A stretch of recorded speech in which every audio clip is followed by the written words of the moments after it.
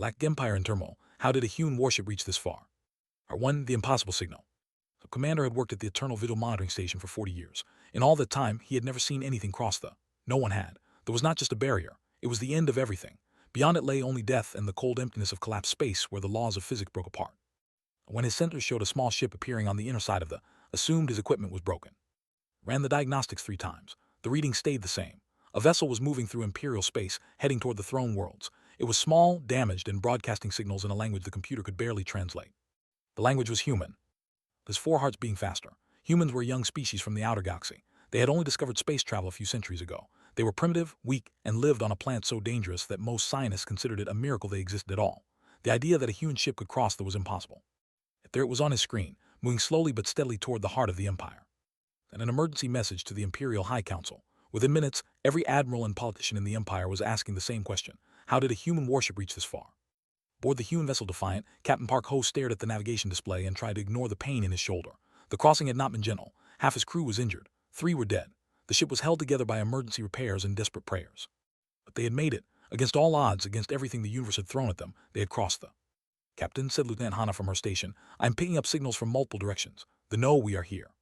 Park nodded slowly. Of course they knew. The Defiant was probably the most interesting thing to appear in their space in centuries. He looked around his bridge at the tired faces of his crew. They had come so far and sacrificed so much. Now came the hard part. Open a channel, Park said. All frequencies, let them know we come in peace. Hana worked at her console. Channel open, Captain. Park stood up straight, ignoring the pain. He was a tall man with gray in his hair and scars on his face from battles fought long ago. He had commanded ships for 30 years. He had never given a more important speech than this one. This is Captain Park Ho of the Earth Defense Fleet Warship Defiant, he said.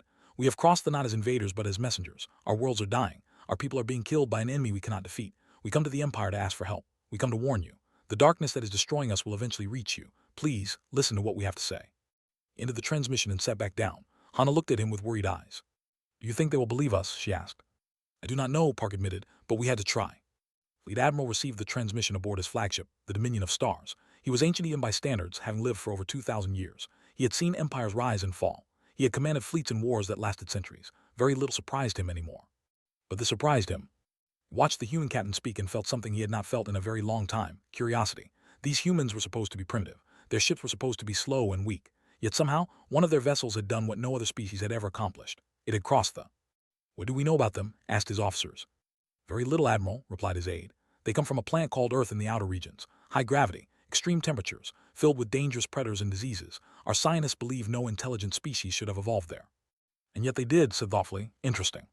He gave his orders. 200 warships would move to surround the human vessel. They would not attack unless necessary. Wanted to understand these creatures, not destroy them. At least not yet. On the Defiant, the crew watched as the fleet surrounded them. Each enemy ship was 10 times the size of theirs. The weapons pointed at them could turn their vessel to dust in seconds.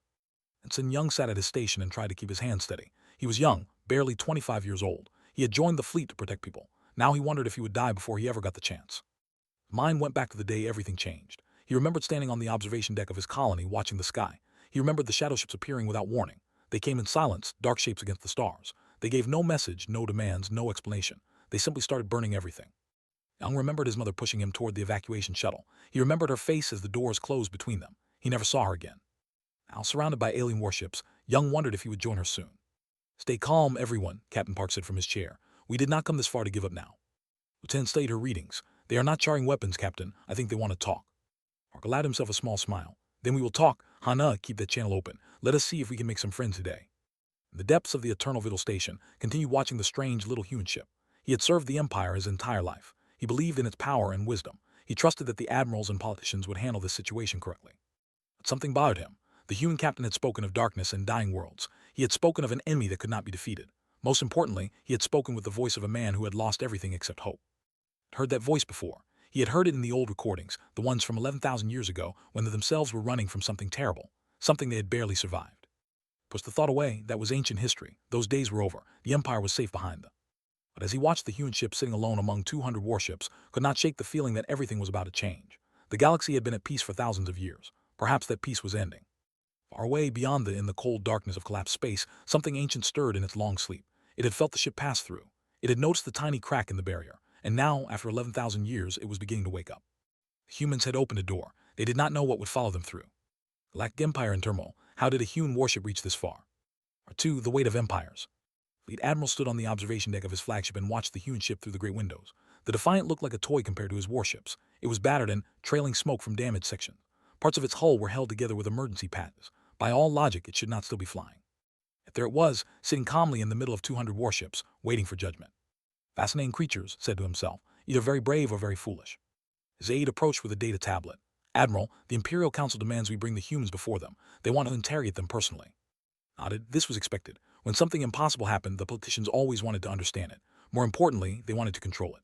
Send a message to the hewn ship, ordered. Tell them their captain will come with us to the throne world. He will speak to the council and explain how he crossed our borders. Make it clear that it is not a request. The aide hesitated, and if they refuse? Smiled, showing rows of sharp teeth. They will not refuse. Look at their ship. They have nowhere else to go. Aboard the Defiant, Captain Park received the message with mixed feelings. Being summoned before the Imperial Council was dangerous, but it was also exactly what he wanted. He needed to reach the people in power. He needed to make them understand. I will go alone, Park told his crew. If something happens to me, Lieutenant will take command. Your orders are simple. Stay alive. Do not fight unless you have no choice. Lieutenant Hana shook her head. Captain, I should come with you. You will need someone to help explain the technical details. How we crossed how we calculated the path. Consider this. Hana was brilliant. She had figured out what no one else in human history had discovered. That was not solid. It shifted and moved over centuries, and there were moments when a tiny gap appeared.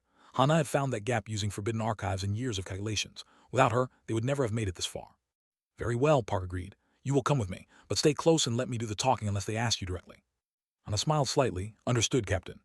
The journey to the throne world took 3 days. Park and Hana traveled aboard a transport ship, while the Defiant remained surrounded by the fleet. Park used the time to learn what he could about their hosts. Were an ancient species. They had ruled the galaxy's core for 12,000 years. Their empire contained billions of worlds and trillions of citizens. They were not cruel rulers, but they were proud. They believed themselves to be the greatest civilization ever to exist. Other species were tolerated, sometimes even welcomed, but never treated as equals. Humans to them were curiosities. They came from a distant part of the galaxy, a region considered wild and unimportant.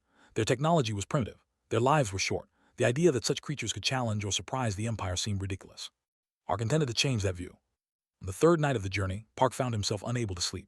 He walked through the transport ship's quarters until he found a window looking out at the stars. He stood there for a long time, thinking about everything he had lost. His wife had died 4 years ago in the first attack.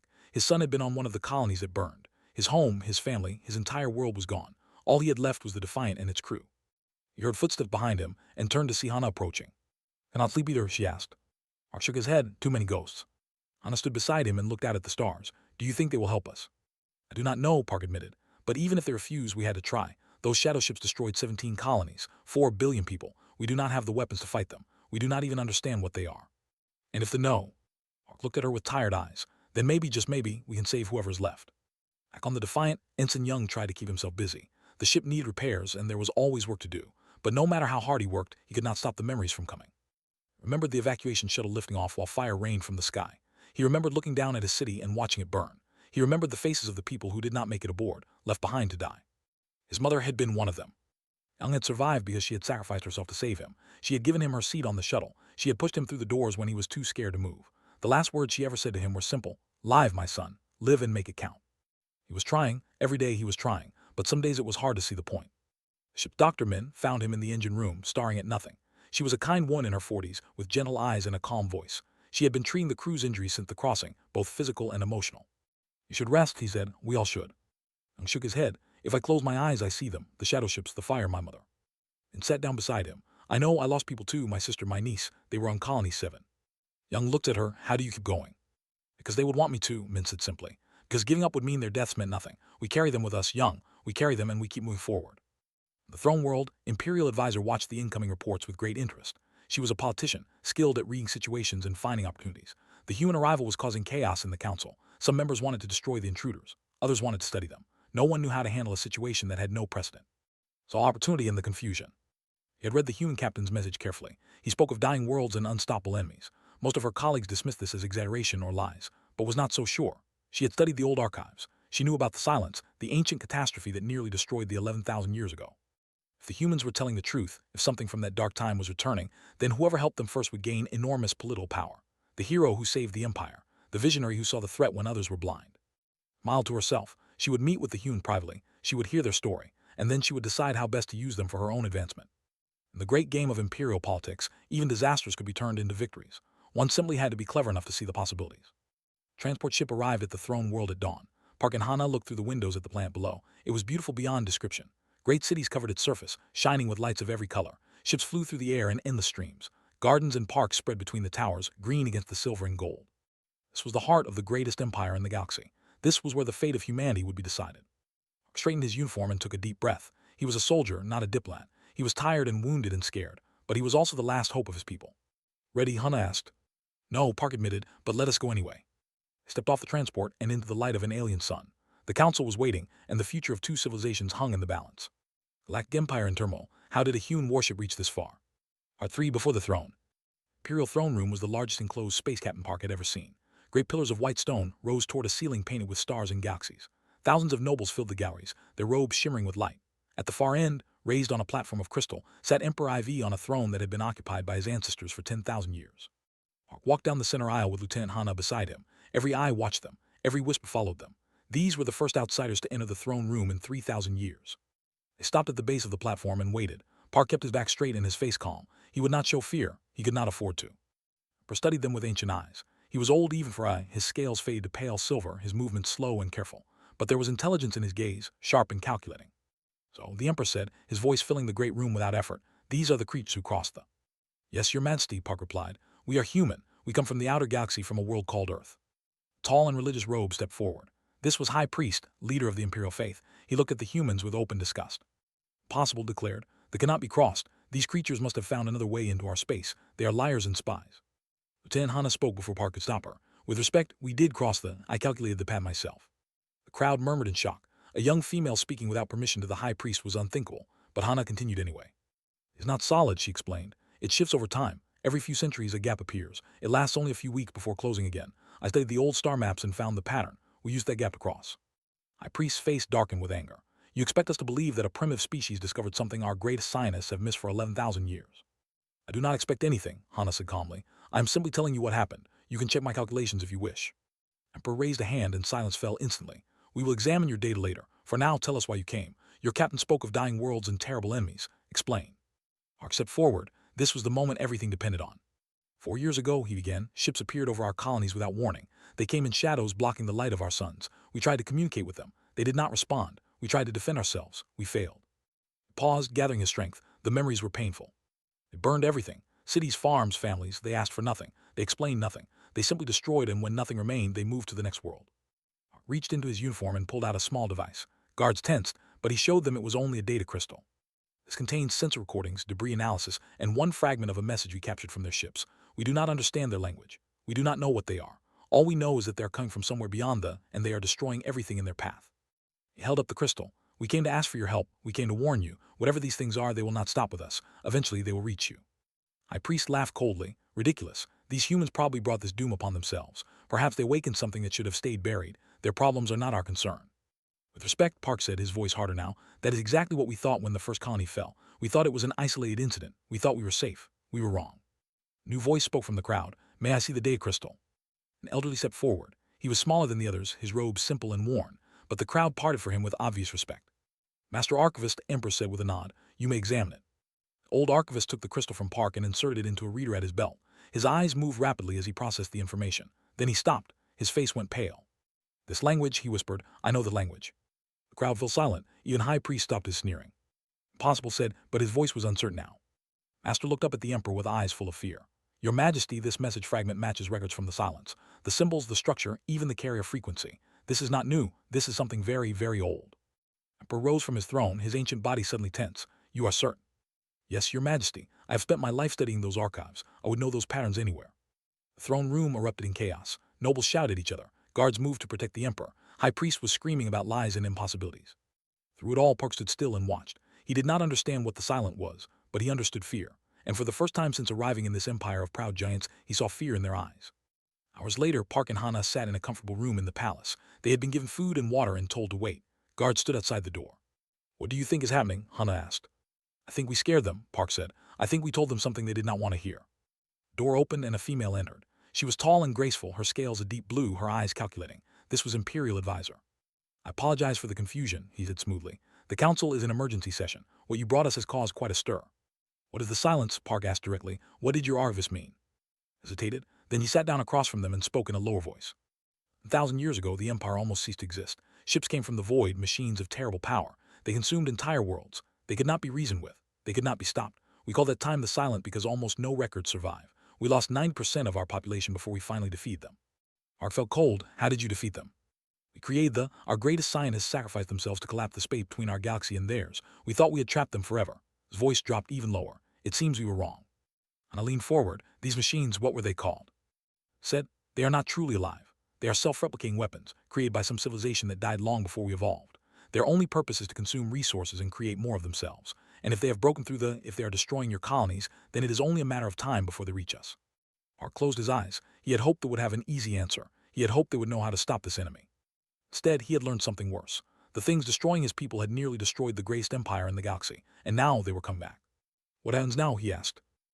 Now the Emperor decides. He can ignore your warning and hope you're wrong. He can send you away and pretend this never happened. Or he can accept that the nightmare has returned and prepare for war. She walked to the door, then paused. For what it is worth, she said, I believe you, and I will argue for alliance. Your people crossed that proves you are stronger than anyone thought. Perhaps together we can survive what is coming. She left, and Park and Hana sat in silence. Outside the windows, the beautiful throne world glittered with lights, but somewhere in the darkness beyond the stars, ancient machines were waking up. The war for survival was about to begin. Galactic Empire in turmoil. How did a human warship reach this far? 4. The Alliance of Desperation. Imperial war archives lay deep beneath the throne world's surface. Captain Park followed Master Archivist through corridors of polished stone, past doors sealed for thousands of years. The air was cold and smelled of age. Very few have seen what I am about to show you, said as they walked. The council decided you need to understand what we are facing. They also decided it was better to show you here, away from the public. He stopped before a great door covered in warning symbols. His hand touched a panel, and the door slid open. Inside was a museum of horror. Twisted metal fragments hung on the walls. Holographic displays showed images of burning worlds. In the center of the room stood a complete drone, preserved behind heavy glass. Approached the drone slowly. It was about the size of a man, made of black metal that seemed to absorb light. Its shape was wrong somehow, angles that hurt to look at, curves that made no sense. It had no eyes, no face, nothing to suggest a living mind. It was pure function, pure purpose, pure death. This is what killed our people, said quietly. Not the large ships. Those are just carriers. These drones are the real weapons. They land on plants by the millions. They consume everything organic and use the material to build more of themselves. In the old war, they turned entire populations into raw material for their expansion. Then Hana stood beside Park, studying the drone with scientific interest despite her fear. How did you stop them last time? Move to another display, this. A hologram showed a strange device, a cylinder of crystal and metal covered in symbol Park did not recognize. They called it the resonance engine. It creates a frequency that disrupts control signals. Without coordination, the drones become infused and vulnerable. With enough power, the engine can destroy thousands at once. Do you still have this weapon? Park asked. We have the designs, we can build it again.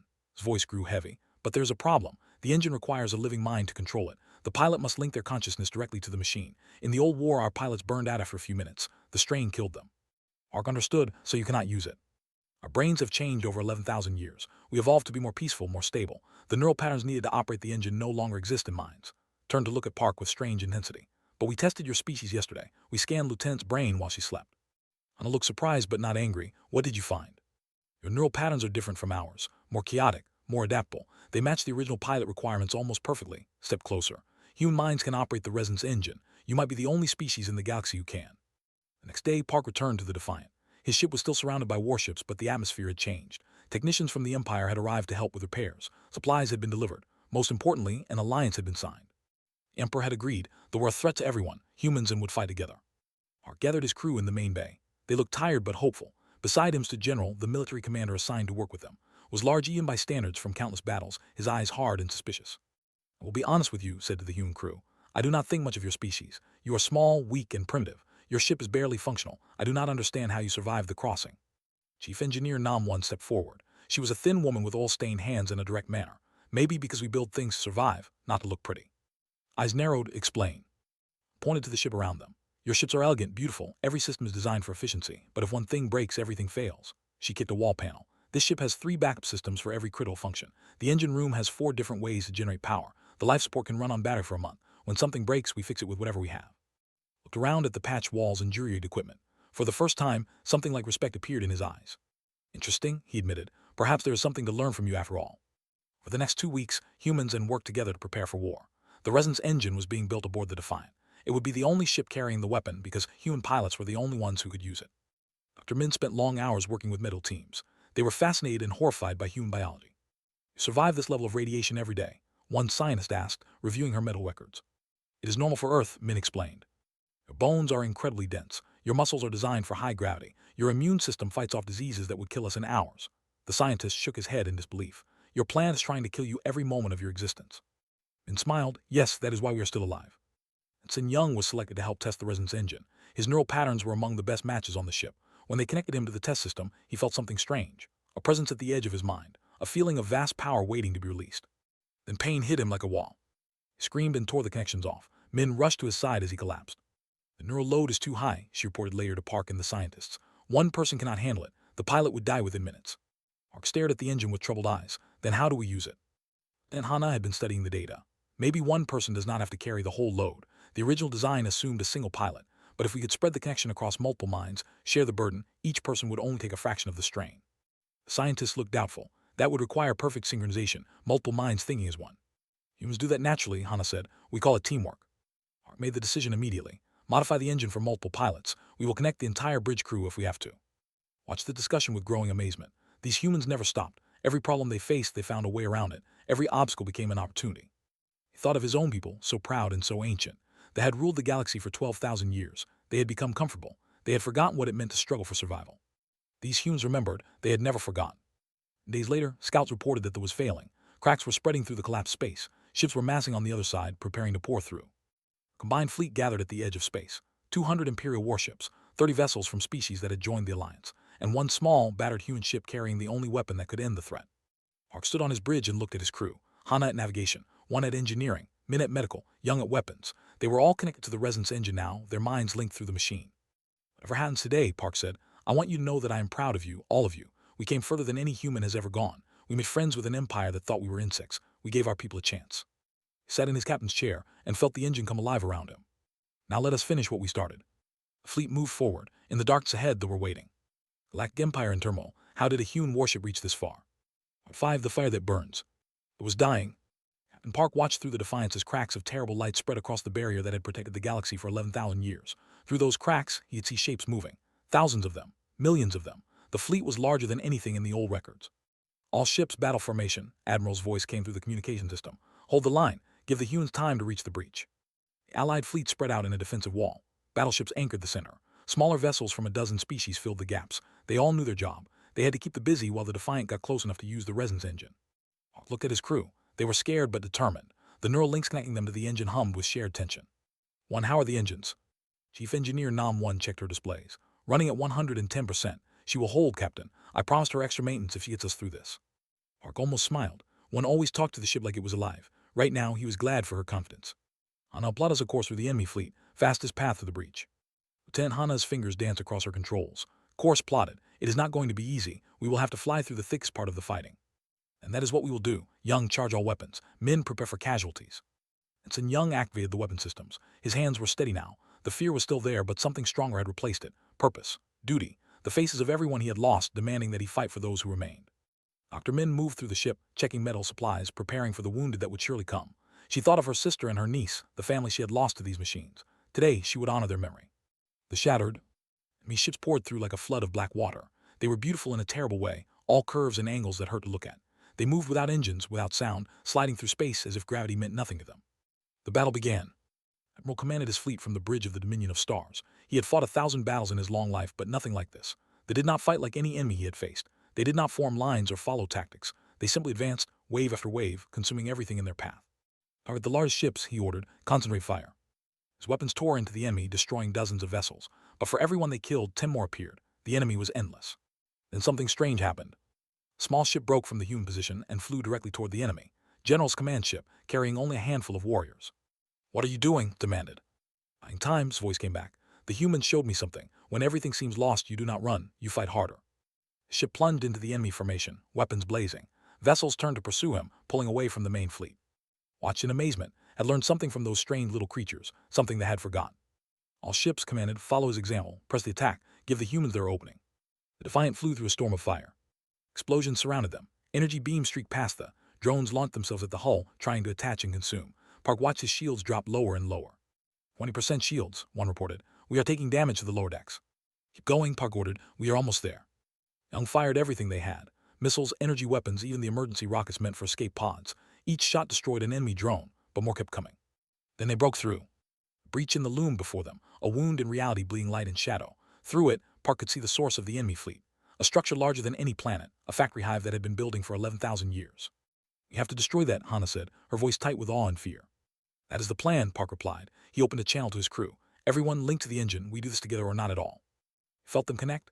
Hana's brilliant mind, calculating and precise, One's stubborn determination, Min's gentle compassion, Young's fierce courage. Their thoughts merged with his, becoming something greater than any of them alone. Park activated the resonance engine. Power flooded through them. It was like touching the heart of a star. The pain was immediate and overwhelming, but shared among 5 minds it was bearable, barely. The engine fired. Wave of energy spread from the Defiant, invisible but devastating. Every it touched simply stopped. Their systems crashed. Their forms went dark. Thousands of enemy ships fell silent in an instant. But the factory hive was still active. More were already launching. "We need more power," Hana gasped. "The hive is too large. We cannot destroy it from here." Park made a decision. "Then we get closer." "Captain, the ship cannot survive that much closer. The radiation will kill us." Park looked at his crew, at the family he had found among the stars. "Then we make it count." The Defiant dove toward the breach. The factory hive filled there, a mountain of darkness and death. Park pushed the engine harder. The pain became agony. He felt his consciousness beginning to fragment. But he was not alone. Young's mind reached out to him. So did one's, Min's, Hana's. They held him together, anchored him to reality, kept him human when the engine wanted to burn him away. This was what they could never understand. This was why humans survived on a death world. This was the fire that burned. They had each other. Park screamed and poured everything into the engine. The wave of energy that erupted from the Defiant was blinding. It tore through the factory hive, disrupting systems that had operated for 11,000 years. The great structure began to collapse. The shield itself. Remaining ships on the Galactic side, cut off from their command signals, drifted aimlessly. The Allied fleet destroyed them within minutes. The battle was over. The Defiant floated dead in space, all power gone, hull breached in a dozen places. Emergency beacons blinked weakly. Admiral's flagship reached them first. Search teams found the bridge crew unconscious but alive. The engine had nearly killed them, but somehow, against all odds, they had survived. Captain Park woke up 3 days later in a metal bay. Emperor himself was standing beside his bed. "You saved us," the Emperor said simply. "All of us. Every world in the galaxy owes you a debt that can never be repaid." Park tried to sit up. Min, standing nearby, gently pushed him back down. "My crew?" he asked. "All alive," Min said, tears in her eyes. "We made it, Captain." The Emperor continued. "The Council has decided. Humanity is no longer an outside species. You are part of the Empire now, not as subjects but as equals, partners, allies." Park closed his eyes. He thought of all the people they had lost. His wife, his son, 17 colonies, 4 billion souls. The victory did not bring them back. Nothing could. But their sacrifice meant something. Humanity had earned its place among the stars. 6 months later, the first joint human colony ship launched. It was heading to the outer galaxy, to the region where human colonies had once thrived. They would rebuild what was lost. They would honor the dead by creating new life. Park stood on the observation deck, watching the ship depart. Hana stood beside him along with the rest of his crew. They had all chosen to stay together. After everything they had been through, they were family now. "What do you think they will find out there?" Young asked. Park considered the question. "Hope, I think, a chance to start over, a future worth fighting for." Looked at the stars, at the infinite possibilities they represented. Humanity had crossed an impossible barrier. They had defeated an ancient evil. They had earned the respect of the oldest empire in existence. And they were just getting started. The fire that burned was the human spirit. It had lit the darkness once. It would do so again. Always.